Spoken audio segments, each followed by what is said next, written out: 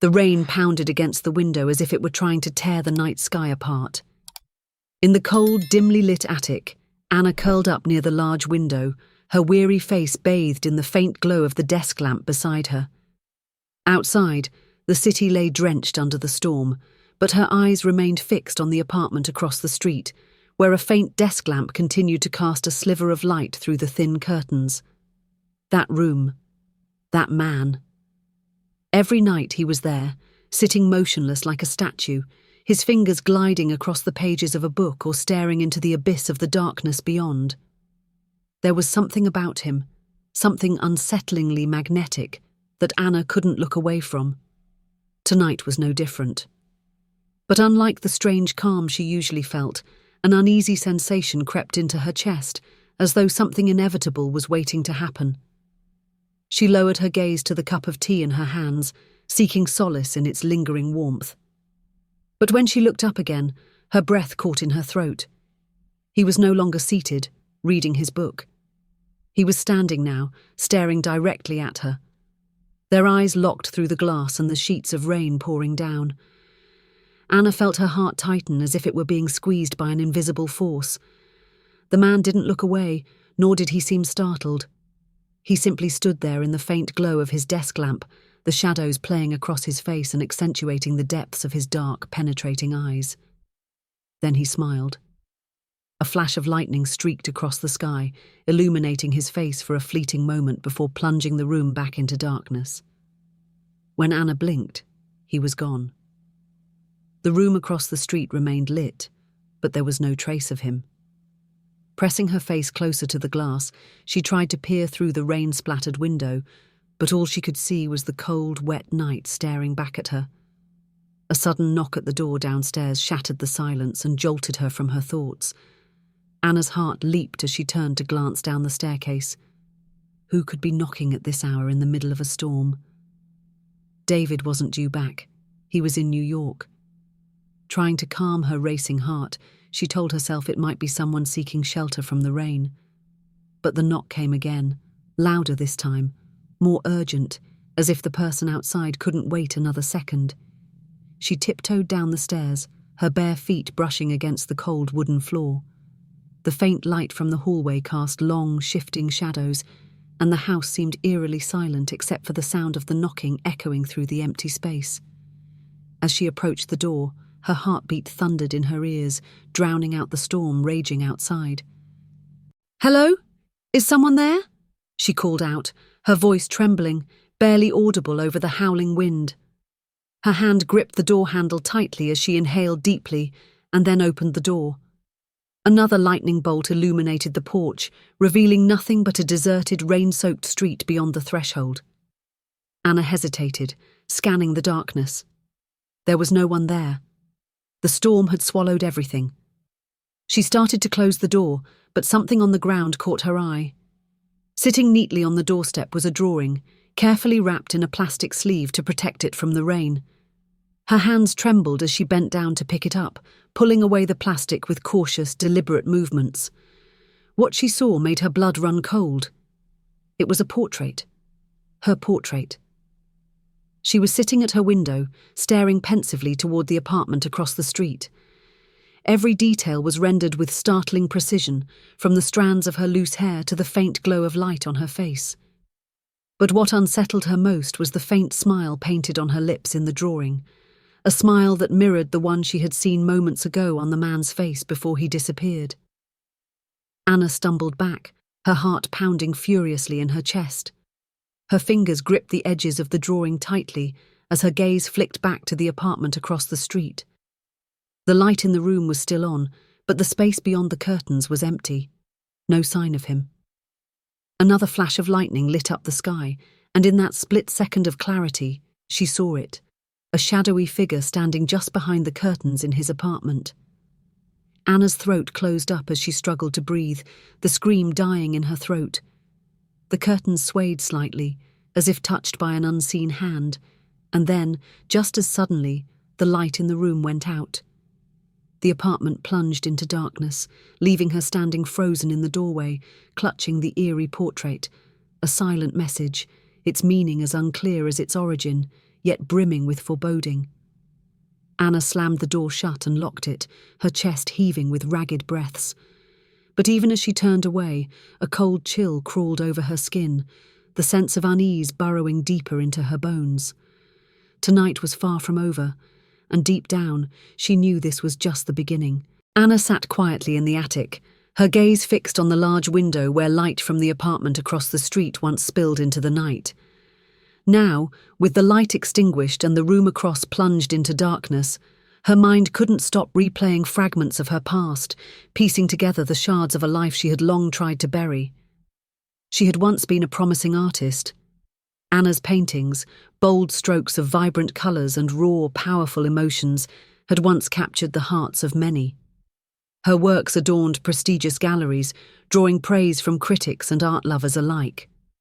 That was the Anna of before, the Anna who thrived on freedom and inspiration, the Anna who still recognised herself. Life had changed when David entered the picture. At first, he had been like a lighthouse, guiding her out of the turbulent seas of uncertainty. He was the man who sat with her for hours, watching her paint, listening to stories she thought no one else could understand. David, with his steady eyes and confident smile, had made her believe that he was someone she could lean on forever. She had loved him, or at least she had once thought so. But after the wedding, everything began to shift. David, the man who had once admired her artistry, became consumed by his business. Romantic evenings with wine and candlelight gave way to urgent emails, late-night meetings, and endless business trips. The home they had built together became a house shared by two strangers, where her voice grew quieter beneath the weight of his silence. Anna tried to salvage what was left. She painted, but her work had lost its soul. The colours dulled, the lines stiffened, and every time she stared at the blank canvas, all she could see was emptiness staring back. David had seen her in the studio once, his eyes glancing over her with the detachment of someone inspecting an old, forgotten object. He said nothing, but his silence cut deeper than any words could. One day she had asked him, "Do you still see me as myself?" David had simply shaken his head, replying with a question of his own. "And you? Do you still see yourself as you?" That answer was a blade through her heart. He hadn't blamed her, nor had he made any promises. It was just the blunt truth. They were no longer the versions of themselves that had once fallen in love. From that day forward, Anna and David lived as quiet companions, clinging to the fragments of their past, both knowing the thread that held them together was fraying. Anna thought she could grow accustomed to the loneliness. But when the light from the apartment across the street appeared, when the eyes of that enigmatic man met hers through the window, something within her stirred. Feelings she thought had died began to surface. Curiosity, the longing to be seen, to be understood, to be felt. That man, with his silent presence and that faint, knowing smile, seemed like a missing piece in the puzzle she had been trying to complete. But it wasn't just the present that gripped her. Oliver's image pulled at memories she had tried to suppress for years. As a young girl living in a small town, Anna had witnessed her mother's secret affair with a man who wasn't her father. She could never forget her mother's guilt-ridden eyes, the whispered conversations she overheard at night, and the hollow ache of realizing that not everything we believe to be forever can truly last. Perhaps that was why Anna was afraid she would become like her mother, trapped between two worlds, one built on expectations, the other fueled by forbidden desires. Yet deep down, she also felt a quiet kinship with her mother, a connection she could never admit aloud. Maybe that was why, when Anna saw Oliver, she hadn't turned away. She didn't want to repeat her mother's mistakes, but neither could she extinguish the faint spark that burned inside her. The rain continued to fall, the wind howling against the window like a haunting melody underscoring her endless thoughts. When Anna looked back at the window across the street, the light in the apartment suddenly flickered back on. Oliver's silhouette appeared, standing at the glass door, quietly staring back at her. Her heart clenched as she met his gaze. Perhaps the past never truly lets us go. It merely waits, dormant, for the moment to resurface and ask, "What will you do this time?" The rain had eased at some point, leaving only droplets tracing lazy paths down the window, like fragments of memories clinging stubbornly to the present. Anna sat by the window, her gaze fixed on the faint light glowing from the apartment across the street. Oliver's silhouette flickered behind the curtains. Was he reading, writing, or simply looking straight back at her? The thought sent a shiver down her spine, but not from fear. It was something harder to define, a sense of anticipation, a longing she dared not fully admit. Her phone buzzed on the desk, snapping her out of her haze. A message from David. "I'll be late. Don't wait up." Just a few short words, yet they carried the familiar weight of indifference. The distance, the cold veneer they both maintained to uphold the facade of marriage. Anna sighed as she set the phone down. In that moment, she made a decision, not to escape, but to feel something, anything, to remind herself she was still alive. Throwing on a thin coat, she stepped out into the cool night air. The dampness after the rain sent a brief shiver through her body as she walked down the quiet street. A small cafe on the corner still glowed warmly, its golden light spilling invitingly through the glass. She pushed the door open, ordered a cup of tea, and settled into her usual corner seat by the window. The hum of the coffee machine and the low murmur of the few remaining patrons created a space both tranquil and detached, perfectly suited to her restless thoughts. "Out this late?" A deep voice broke through the quiet, pulling her out of her reverie. Anna looked up, her heart skipping a beat. It was Oliver. He stood there in a long black coat, his slightly damp hair tousled, and his eyes, a mixture of curiosity and an unsettling knowing, fixed on her. "I didn't expect to see you here," Anna said, her voice barely steady as she tried to mask her surprise. Oliver smiled faintly, stepping closer and sliding into the seat across from her without waiting for an invitation. "Sometimes people need a little change. And you? Why are you out so late?" Anna lowered her eyes to her tea, avoiding his gaze. "I needed some air. That house. Sometimes it feels suffocating." Oliver nodded slowly, as if he understood completely. His silence wasn't uncomfortable. It felt like an invitation, a space she could fill with whatever truths she chose to share. "I don't even know your name," Anna said finally, her voice soft but tinged with curiosity. "Oliver," he replied, his eyes narrowing slightly as if he were studying her every movement. "And you?" "Anna." She smiled, and for the first time in weeks, the gesture felt genuine. They talked like strangers who had known each other forever. Oliver spoke about the books he was working on, unfinished ideas that he hadn't yet found the inspiration to complete. Anna found herself opening up about the paintings she had abandoned, the emptiness that had crept into her creative process and her life. They didn't mention David, nor did they talk about the moments their eyes had met across the window. But in every word, every glance, there was an unspoken understanding, an undeniable connection neither of them could ignore. When they left the cafe, the rain had returned, a light drizzle painting the streets in glistening reflections. Oliver offered to walk Anna home, and she didn't decline. They strolled slowly through the damp night, their footsteps sinking as if guided by some invisible rhythm. When they reached her gate, Anna turned to thank him, but before she could speak, Oliver stepped closer, his gaze searching hers as though seeking answers to questions he couldn't ask. "Anna," he said, his voice low and steady, "there's something about you I can't stop thinking about." She didn't know how to respond. His words left her breathless, yet awakened something inside her that she had tried so hard to bury. Before she could process the moment, his hand lifted gently to her face, the warmth of his touch spreading through her like a forgotten melody. She didn't pull away.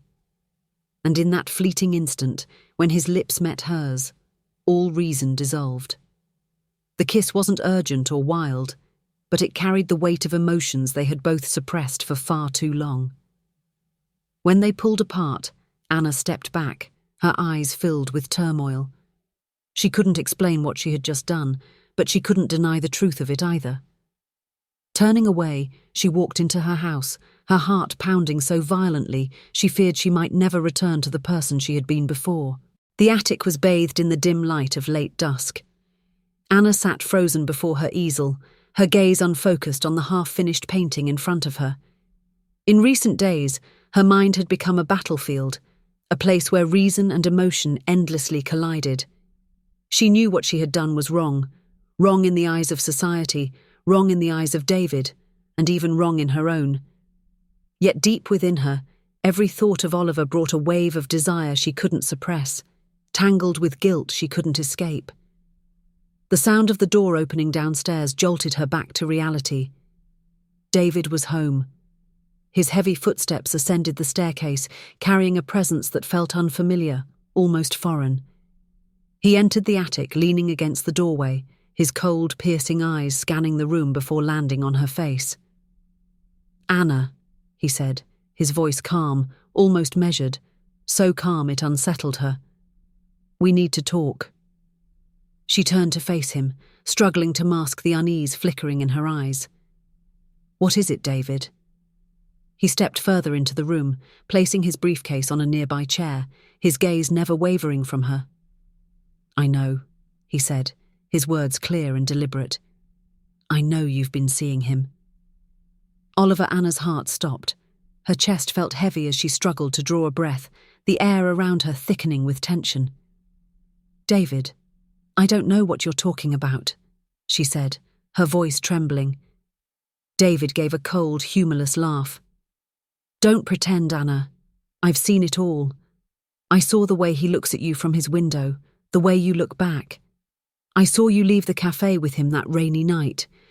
Did you really think I wouldn't notice?" She took an instinctive step back, searching for words, but they caught in her throat. David stepped closer, his gaze now ablaze with anger. "Oliver isn't a stranger, Anna. He was my best friend once, but I cut ties with him a long time ago because I knew he couldn't be trusted." Her mind reeled, the weight of his revelation hitting her like a blow. "What are you talking about? Oliver was your friend?" David nodded, his eyes darkening with memories of something distant and ominous. "He was my closest friend. But then he destroyed everything. His ex-girlfriend, she died, and he always blamed me for it. We argued, things got ugly. I thought he was gone for good, but now he's back. And now, he's trying to destroy our marriage." David's words felt like daggers piercing her chest, each one driving deeper into her guilt. Yet, amidst her shame, doubt began to stir. Oliver had never mentioned David, not once. He had never hinted at any connection to her past or her life before now. Why had he kept this from her? "I won't let him do it," David continued, his voice now cold and resolute. "I'm going to confront him. I'm going to end this right now." "No," Anna blurted, her voice rising in panic. She couldn't let that happen. She didn't know who she was trying to protect, David, Oliver, or herself. But she knew that if David faced Oliver, everything would unravel beyond repair. David stared at her, his expression hardening with disappointment. "So, you've chosen him, haven't you?" He didn't wait for her response. Turning sharply, he strode out of the attic, leaving her drowning in her own chaos. Anna felt her legs give out beneath her, and she sank to the floor, her thoughts spinning in a whirlwind of confusion and fear. She didn't know what to do, who to believe, or how to make sense of anything anymore. But one thing was certain. Whatever existed between her and Oliver was no longer a secret, and the consequences of it were now unavoidable. That night, her phone buzzed with a message from Oliver. "We need to talk. Don't let him come." Her heart raced as she read his words. Oliver knew something. He was hiding something. And somehow, she had to face him to uncover the truth.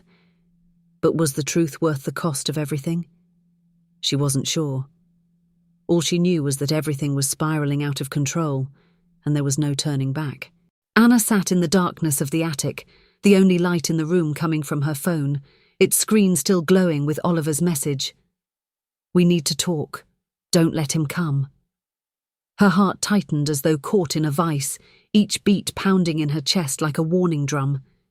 She knew that from this moment forward, nothing would ever be the same. One decision, one misstep, everything could unravel irreparably. The doorbell rang downstairs, shattering her spiraling thoughts. Anna stood abruptly, drawing in a shaky breath. The hallway outside the attic felt endless as she descended the stairs, shadows stretching and twisting in the faint light. She already knew who stood on the other side of the door, and when she opened it, Oliver's dark, searching eyes met hers, as if they could peer into every hidden corner of her mind. "Where's David?" Oliver asked, his voice low and urgent. "He's not here," she replied, forcing her tone to stay calm. But even she wasn't sure if it was true. David could come home at any moment, and if he found Oliver here, the consequences would be beyond her control. Oliver stepped inside, his gaze never leaving her face as though trying to decipher what she wasn't saying. "Anna, you don't understand what's happening. David isn't who you think he is. He's destroyed everything in my life. He blamed me for Sarah's death, but he's the one who pushed her to that point." Anna took a step back, her head spinning at Oliver's words. "Sarah? What are you talking about? What does David have to do with her?" Oliver studied her for a long moment, as though weighing whether or not to tell her the full truth. Finally he sighed, weariness etched into his face. "Sarah was my girlfriend, but she was also David's closest friend. The day she died, we had fought. For years I thought I was at fault until I learned the truth. David manipulated her, lied to her, and pushed her to the edge. But he refused to take any responsibility and pinned it all on me." Anna felt the ground beneath her give way. She tried to piece together the fragments of Oliver's story, but everything felt jumbled and overwhelming. "Why didn't you tell me this before? Why did you come here across the street and not say anything?" Oliver stepped closer, his eyes filled with an anguished vulnerability she had never seen before. "I didn't plan to, Anna. But when I saw you through the window, I couldn't stop myself. You're not like him. You're not like anyone I've ever known. I just wanted to be near you, even if only a little." Anna's heart felt like it was breaking into pieces. The truth, the lies, and everything she thought she knew had been turned upside down. Before she could respond, the sound of the front door opening broke the tense silence. David stood in the entryway, his eyes narrowing as he took in the sight of Oliver in their home. "Get out," David said, his voice sharp and cutting like a blade. Oliver didn't move. "I'm not leaving. It's time you faced what you've done, David." "You have no right to be here," David growled, stepping closer. "You have no right to destroy my marriage." "Your marriage?" Oliver scoffed, his tone cold. "You destroyed it long ago when you started treating her like a trophy to hang on your wall." "Enough!" Anna's voice rang out, cutting through the suffocating tension. Both men turned to look at her, their faces taut with anger and frustration. "You both think you're right, but neither of you truly understands me or cares about what I want. You're both only focused on yourselves. David, you've made no effort to fight for me. And Oliver, you've brought secrets into my life that I can't even begin to unravel." Both men stood in stunned silence, their eyes fixed on Anna. She felt like a pawn caught in the middle of a game she never agreed to play, but had somehow become the center of. "You're both wrong," she said, her voice soft but firm. "I can't keep doing this. I can't choose between you when I don't even know who I am anymore." Without another word, Anna walked past them, opened the door, and stepped into the night. Neither man tried to stop her. The cold wind bit at her skin, but for the first time in years, she felt a strange lightness, a release from the burdens that had weighed her down for so long. She didn't know where she was going, but for the first time she felt like she had the right to decide her own path, free from anyone else's expectations. The attic and everything it symbolized, the secrets, the lies, Oliver, David, were now behind her. She moved forward, alone but unburdened, ready to reclaim herself and her future.